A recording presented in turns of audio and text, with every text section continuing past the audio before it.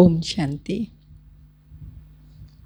प्राण बाबा के साकार अनमोल धारणा युक्त महावाक्य, जिनमें बाबा ने कहा है कि बच्चे, मैंने तुम्हें यह अविनाशी ज्ञान रतन अथा दिए हैं। स्वयं भी धारण करो, औरों को भी धारण कराओ, अर्थात दान करो। और कहा भी जाता है, धन दिए धन ना खूटे। ये ज्ञान धन ऐसा धन है, जितना हम दान करते जाएंगे उतना बढ़ता जाएगा। इसके साथ साथ बाबा ने कहा, बाप ही सर्व संबंधों की सैक्रीन है। तो तुम बच्चों को सर्व लौकिक संबंधों से बुद्धि योग हटा करके बाबा से वो संबंध जोड़ने हैं और उस प्राप्ति का अनुभव करना है। एक बाप को ही याद करना है, क्योंकि बाबा की याद से ही 63 जन्मों का जो पापों का बोझा है वह उतरता जाएगा। साथ साथ बाबा ने कहा, यहाँ जब बैठते हो, बाबा के महावाक्य सुनते हो, तो बाप की याद में बैठ करके सुनो। बुद्धि में रखो, हम बाबा से सुन रहे हैं, बाबा को सुन रहे हैं, बाबा के सिवाय कोई भी याद ना आए। पहले भी बाबा की याद में बैठे हैं और जब मुरली सुनते हैं तो बाबा की याद है ही है। तो इसलिए जब बाबा के महावाक्य सुने, सिवाय बाबा के कहाँ भी बुद्धि योग ना जाए। तो सुनते ही हैं बाबा के आज के महावाक्य, मीठे बच्चे, तुम्हारे पास अविनाशी ज्ञान रत्नों का अथाह खजाना है, तुम उसका दान करो। तुम्हारे दर से कोई भी वापस नहीं जाना चाहिए। लौकिक में भी हम सुनते आए हैं बचपन से, भिखारी अगर आ जाता है उसको कुछ ना कुछ दान देना चाहिए। हमारे दरवाजे से वो खाली ना जाए ऐसा सोचते थे और उसको दान देते भी थे, पर वो वस्तुओं का दान था। बाबा कह रहे हैं, तुम्हारे पास ये अविनाशी ज्ञान धन है। ये ज्ञान धन हर एक को दो, कोई भी आपके दरवाजे से वापस ना जाए। क्वेश्चन है, सर्व संबंधों की सैक्रीन बाप अपने बच्चों को कौन सी श्रीमत देते हैं? आंसर, मीठे बच्चे, अपना बुद्धि योग सब तरफ से हटाए। एक मुझे याद करते रहो। दुनिया की कोई भी वस्तु, मित्र, संबंधी आदि याद ना आए। क्यों याद ना आए? क्योंकि इस समय सब दुख देने वाले हैं। विश्व का मालिक बनना है तो जरूर 63 जन्मों का हिसाब किताब चुकतो करने की मेहनत करनी पड़े। सब कुछ भूल अशरीरी बनो, तब हिसाब किताब चुकतो हो। मुख्य बात बाबा रोज रोज कहते हैं, अशरीरी बनेंगे, बाबा की याद आएगी तो ही हमारे हिसाब किताब चुकतो होंगे। मैं सर्व संबंधों की सैक्रीन हूँ। ओम शांति। बाप दादा बच्चों से पूछते हैं, किसकी याद में बैठे हो? तो बच्चों ने जवाब दिया, शिव बाबा की। बुलंद आवाज में कहना चाहिए ना, फिर से बोलो, किसकी याद में हो? शिव बाबा की।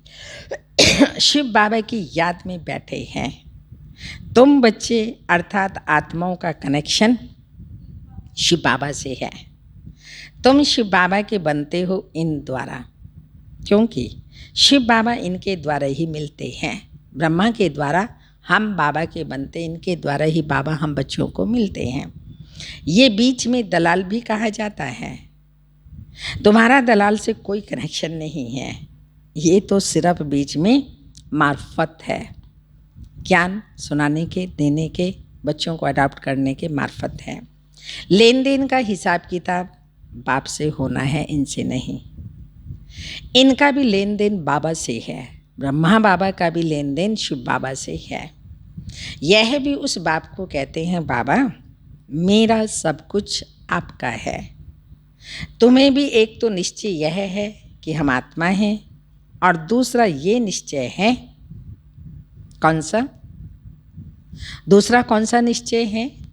एक तो हम आत्मा हैं दूसरा यह भी निश्चय है कि हम आत्माएं अभी परम पिता परमात्मा से वर्षा ले रही हैं। तो मनसा वाचा कर्मणा, तन मन धन से हम शिव बाबा के मददगार बनते हैं। ये सब कुछ शिव बाबा को अर्पण किया हुआ है। फिर शिव बाबा डायरेक्शन देते हैं, ऐसे ऐसे करो।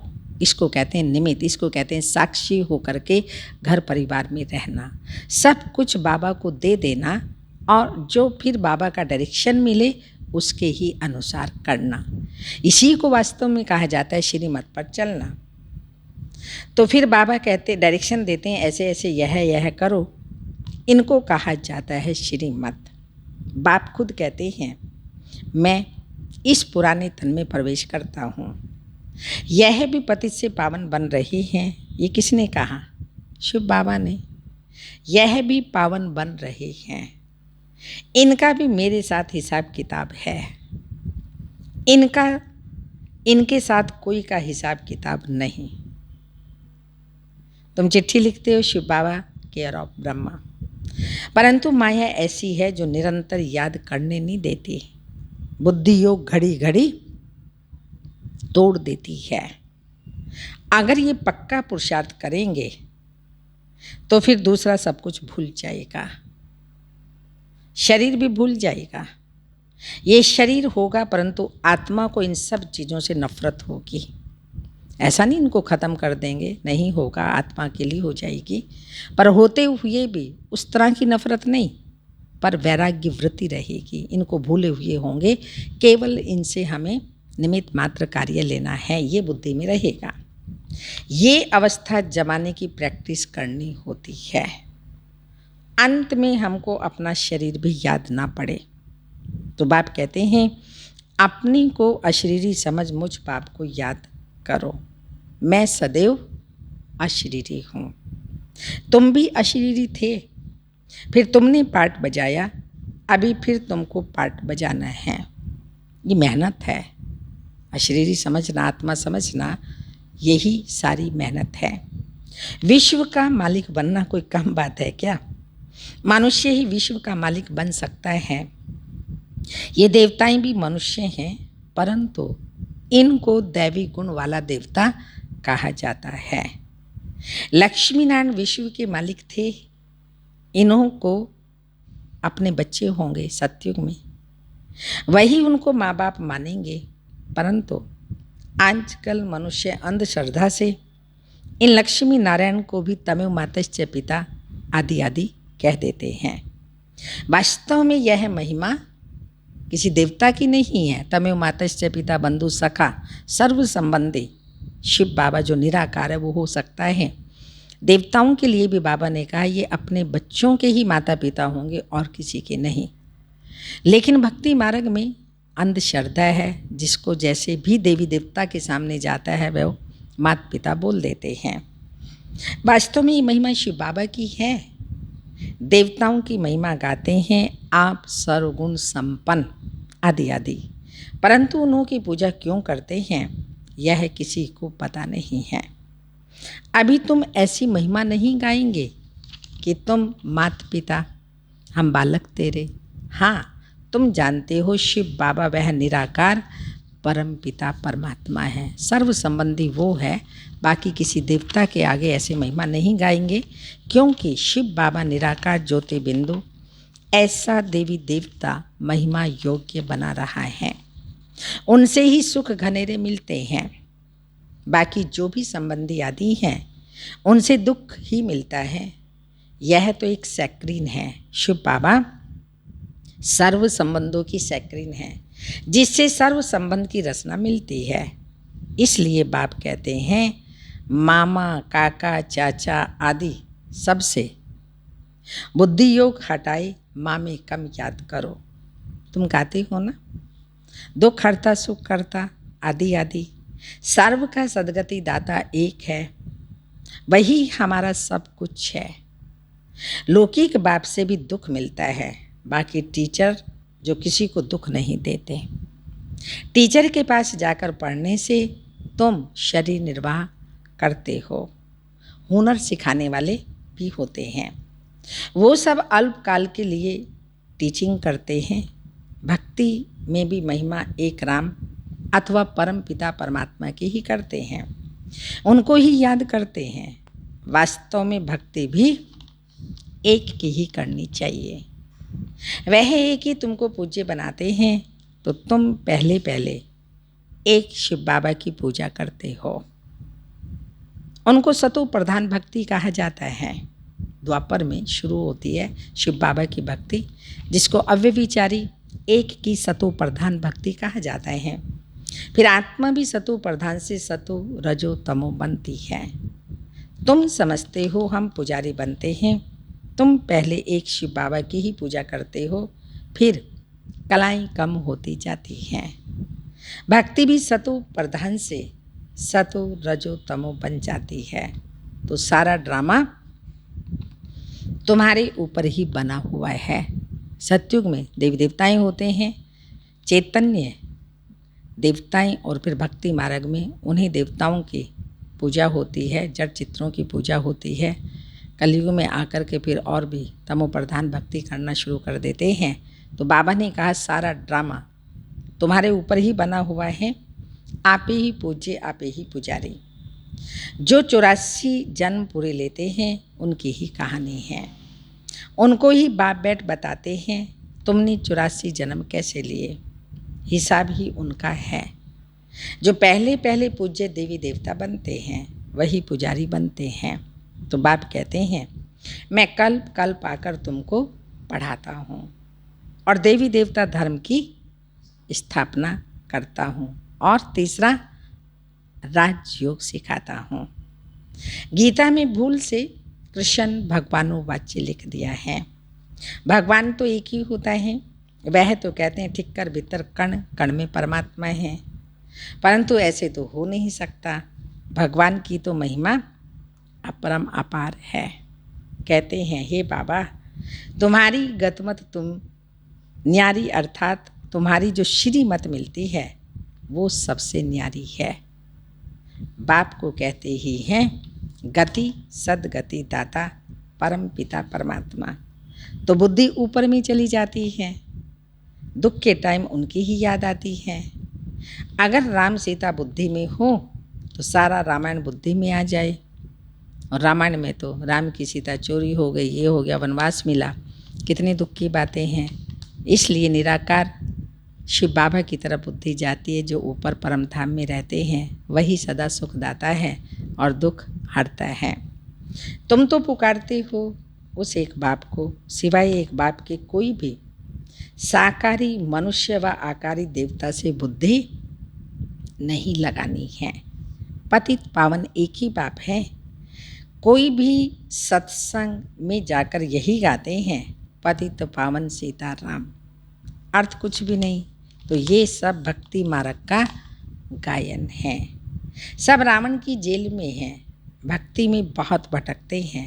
यहाँ पर भटकने की कोई बात ही नहीं। तो बाप समझाते हैं बच्चों को पॉइंट्स बुद्धि में अच्छी रीति धारण करनी है। पढ़ाई रेगुलर करनी है। अगर कोई कारण से सवेरे नहीं आ सकते तो दोपहर को आ जाना चाहिए, किसको तंग भी नहीं करना है। दोनों बातें बाबा कह रहे हैं। 2 से 4 बहनों का रेस्ट होता है सेंटर पर, कोई ऐसे टाइम बेटाइम आए तो वैसे तो कह रहे हैं बाबा कभी भी आ जाए, लेकिन किसी को तंग भी नहीं करना है। सारा दिन पढ़ा है, कोई भी समय जाकर पढ़ना है। ये बच्चियाँ सुबह से लेकर शाम तक कितना प्यार करता है बाबा बच्चियों को। तो सुबह से लेकर शाम तक सर्विस पर हैं, सारा दिन सर्विस स्टेशन खुले हुए हैं। कोई कारण है आप बता दो इस टाइम बहन जी हम आएंगे, तो बहनें दरवाज़ा खोलेंगी, आपको पढ़ाई पढ़ाएंगी। तो किसी भी टाइम आ सकते हो। बाबा का घर भी है तो स्कूल भी है, लेकिन फिर भी बाबा कहते हैं जो कायदे बने हुए हैं उन कायदों पर तो चलना ही है। तो सारा दिन सर्विस स्टेशन खुले हुए हैं, कोई भी आए उनको रास्ता बताना है। पहले पहले तो बताना है, विचार करो तुमको 2 बाप हैं। दुख में पारलौकिक बाप को याद करते हैं ना। अभी शिव बाबा कहते हैं मामेकम याद करो, मौत तो सामने खड़ा है, यह वही महाभारत लड़ाई है। भल बड़े पद्मपति करोड़पति हैं, बड़े बड़े मकान आदि बनाते हैं, परंतु यह सब रहने थोड़ी हैं, ये सब टूट जाने हैं। वह समझते हैं कलयुग की आयु लाखों वर्ष है, इनको कहा जाता है घोर अंधियारा। कोई के पास पैसे हैं, पूछते हैं मकान बनाई, तो बाबा क्या कहेगा? पैसे हैं तो भले बना लो, पैसे भी तो मिट्टी में मिल जाने हैं, तो क्यों नहीं मकान बना करके सुख लें, बाबा की सेवा करें। तो बाबा मना नहीं करता है, यह तो टेम्परेरी है, नहीं तो यह सब पैसे भी चले जाएंगे, कुछ भी रहेगा नहीं, भल बनाओ। पैसे हैं तो बाबा मना नहीं करता, भले बनाओ। फिर उसमें गीता पाठशाला का प्रबंध रखो, जो तुम्हारे दर पर कोई भी आए उनको भिक्षा ऐसी दो जो उनको एकदम विश्व का मालिक बना दो। वो ऐसे पल्लू में भिक्षा डालने वाली नहीं, पर ऐसा लायक उनको बना दो जो विश्व के मालिक बन जाए। तुम्हारे पास अथाह ज्ञान धन है, इतना कोई के पास नहीं है। तुम्हारे पास सबसे साहूकार वह हैं कौन? जिनके पास बहुत ज्ञान रतन बुद्धि में भरे हुए हैं, वो हैं सबसे साहूकार। कोई भी आए तो तुम उनकी झोली भर दो, बुद्धि रूपी झोली, कोई भी आए उनकी भर दो। तुम्हारे पास इतना खजाना है, सिर्फ ये बोर्ड लगा दो, आओ तो हम आपको सदा सुखी स्वर्ग का वर्षा पाने का रास्ता बताएं। परंतु बच्चों में वो नशा नहीं रहता। यहाँ नशा चढ़ता है, जब बाबा की मुरली सुनते हैं तो नशा चढ़ता है, बाहर जाने से भूल जाता है।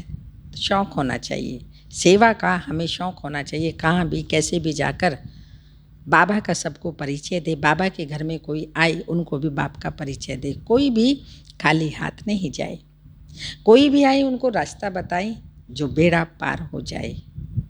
तुम्हारे पास बहुत भारी धन है, कोई भी भिखारी आए व लखपति आए तो तुम उनको भी बहुत रतन दे सकते हो।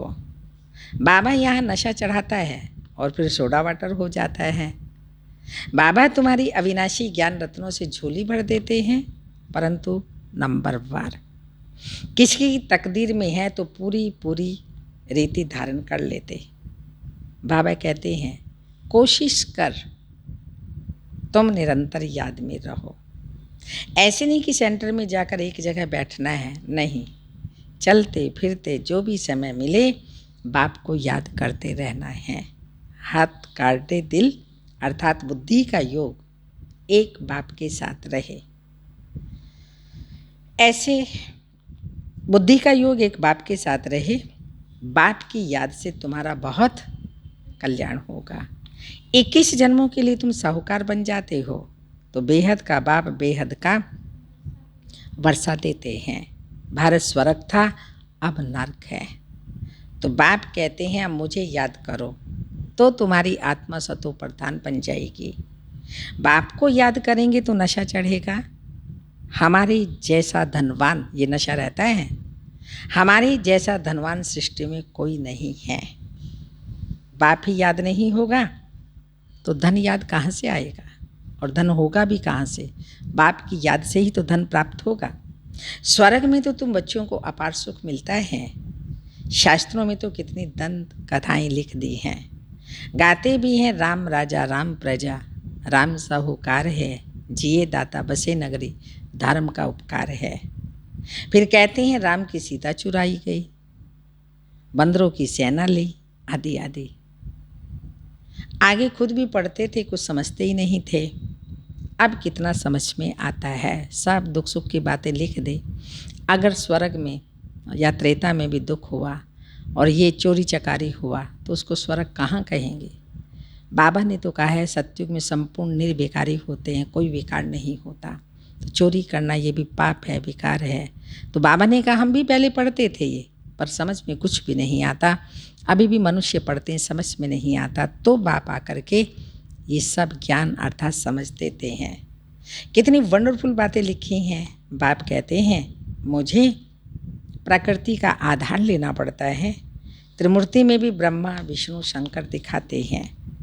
परंतु यह भी समझते नहीं हैं कि विष्णु कौन हैं, कहाँ के रहने वाले हैं। विष्णु के मंदिर को नर नारायण का मंदिर कहते हैं, परंतु कुछ भी नहीं समझते। विष्णु के यह दो रूप लक्ष्मी नारायण हैं जो सतयुग में राज्य करते थे। अभी तुम मनुष्य से देवता बन रही हो। कोई भी आए बोलो ये ब्रह्मा कुमार कुमारियाँ हैं।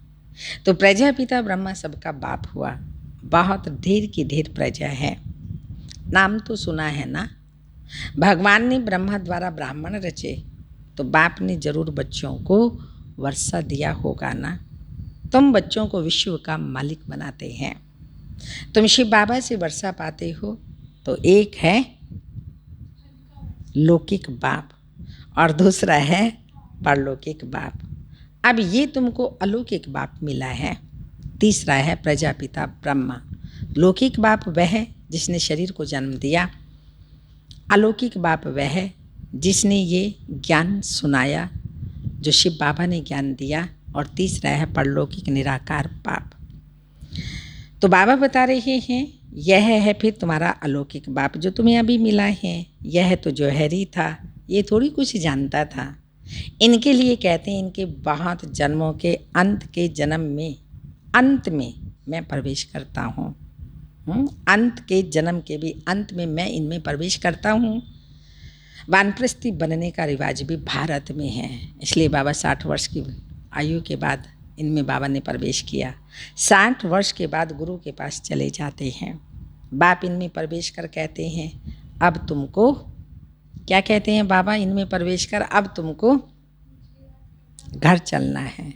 घर की याद दिलाते हैं। मुक्ति सब चाहते हैं परंतु मुक्ति को जानता कोई भी नहीं।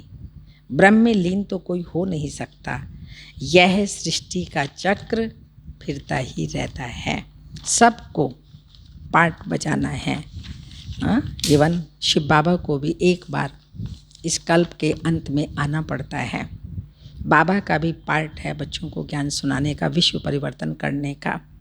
कोई मनुष्य चाहे कि मैं परम धाम में या ज्योति ज्योत समा जाऊँ, ब्रह्म में लीन हो जाऊँ, नहीं हो सकता, क्योंकि आवागमन के चक्कर में सबको आना ही है। ये सृष्टि चक्र है जो चलता रहता है। कहते हैं वर्ल्ड की हिस्ट्री ज्योग्राफी रिपीट। ये अनादि ड्रामा बना हुआ है। 84 जन्मों का पार्ट तुमको बजाना ही है। ये ज्ञान डांस होती है।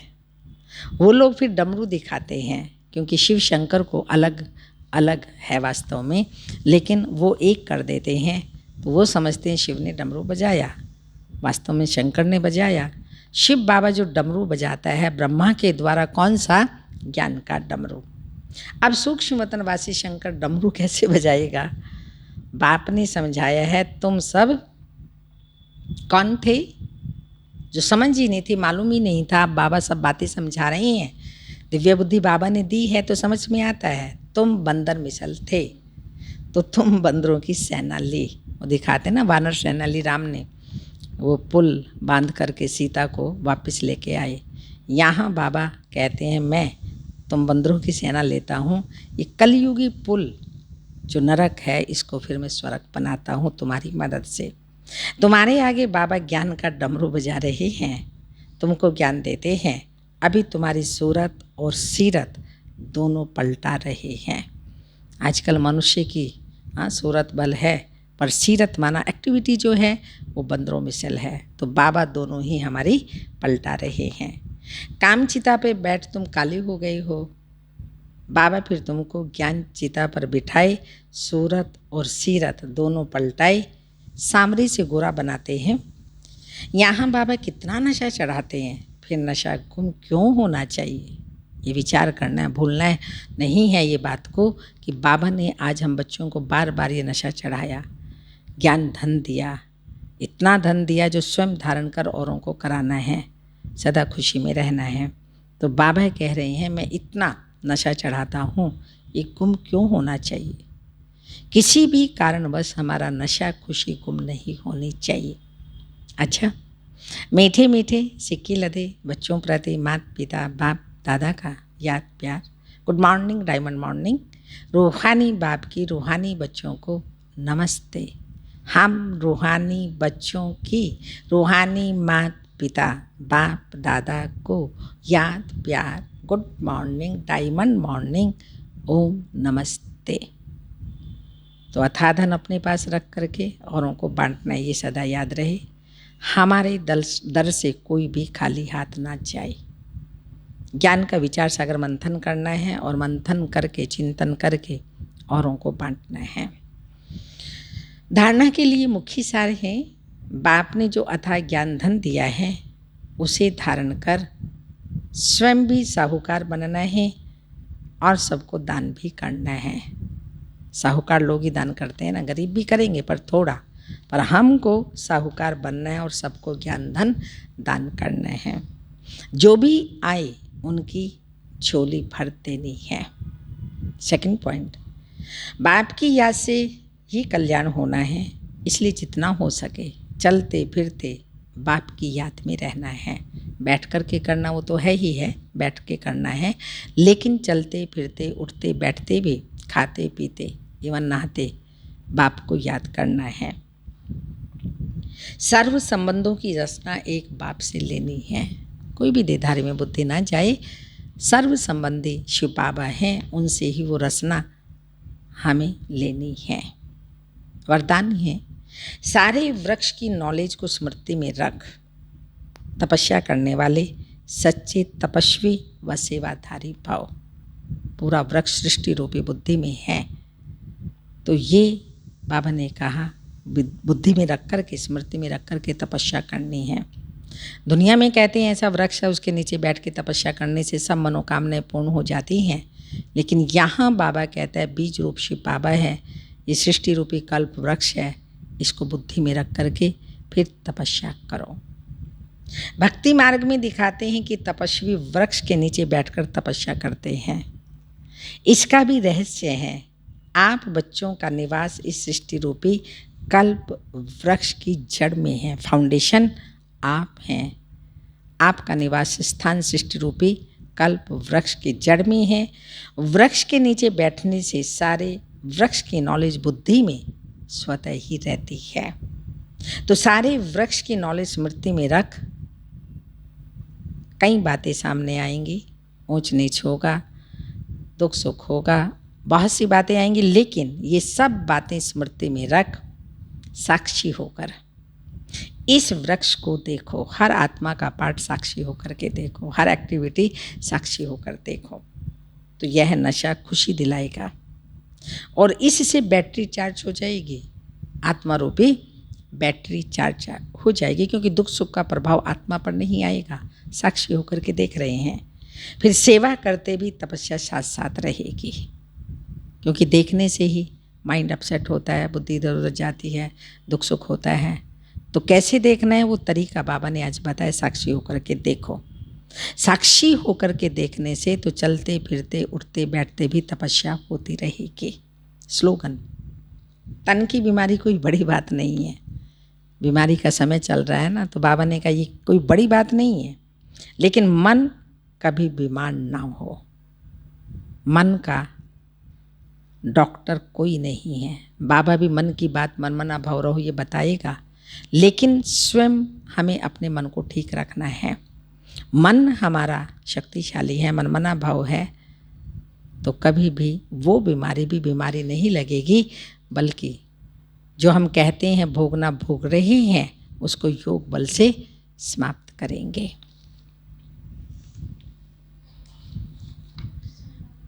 आज की मामा की पॉइंट है, गंभीरता का गुण क्या है? सर्व गुणों की खान है। गंभीरता वो नहीं, किसी ने कुछ कहा नाराज होकर के भी गंभीर हो जाते हैं, लेकिन गंभीरता और रमणीकता दोनों का बैलेंस चाहिए। गंभीरता से जितना हम ज्ञान की गहराई में जाएंगे हीरे मोती निकाल लेंगे, परंतु चेहरा खुशनुमा चाहिए। उसका प्रत्येक स्वरूप मम्मा को देखा, इसलिए बाबा कहते हैं ना मम्मा बाबा को फॉलो करो।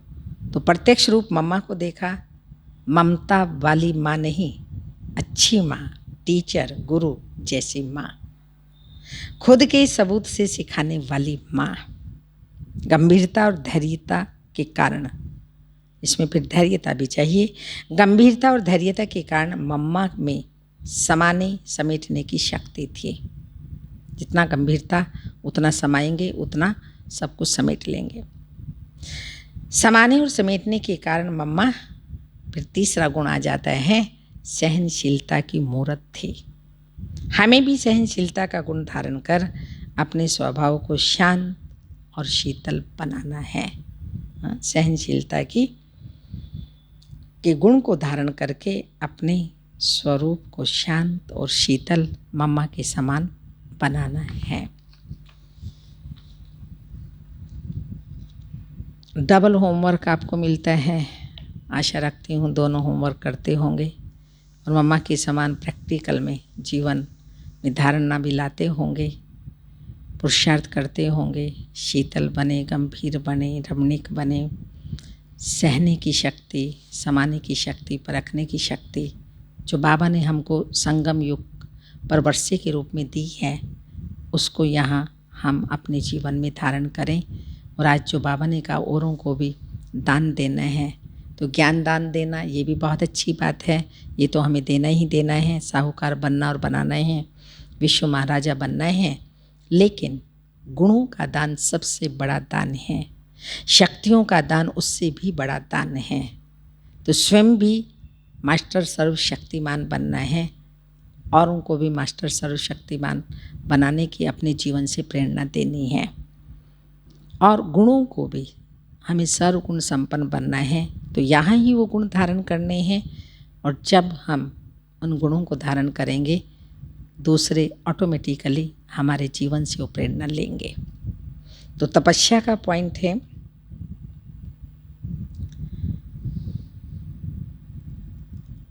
15 नंबर।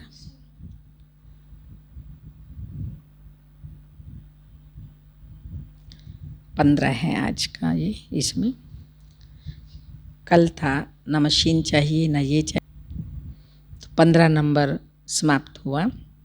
अब शुरू होता है आज का जो तपस्या का पॉइंट है। उससे पहले है मनसा द्वारा शक्तियों का दान करो।